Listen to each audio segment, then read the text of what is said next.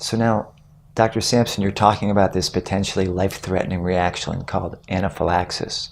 When a child gets exposed, who's allergic, gets exposed to peanuts, and bad things happen.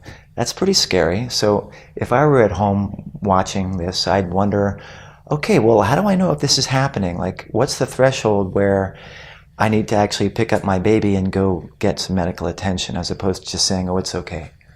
So basically what we tell all our patients is that if they know, first they know that their child has the food allergy or the peanut allergy, and it's very important that the appropriate diagnosis be made, because many people will have a positive skin test or a positive blood test and not be reactive. So you really need to know that you are one of the individuals that has the allergic reactivity to peanut or another food.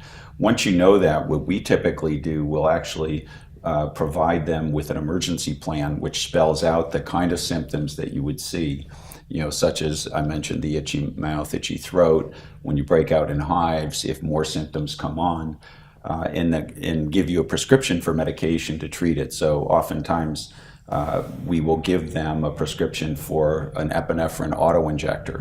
And this is to be used if symptoms come on and are progressing fairly readily. So anytime you start getting involvement of the airway, so tightness in the chest, wheezing, tightness in the throat, you would immediately use this epinephrine autoinjector and get to a hospital. If you think they may have had something and they get a few hives, we might tell them to start a liquid antihistamine, but with any kind of progression of symptoms, they would then go on, use that epinephrine autoinjector and get to a hospital. Yeah, I'm noticing you're saying use the epinephrine pen Exactly. and get to the hospital.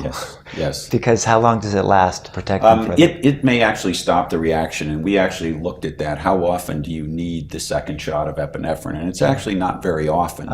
The problem is that we know there's something called a biphasic reaction with anaphylaxis. It's not common, but what happens is you appear to be totally better, and then all of a sudden symptoms will start coming back.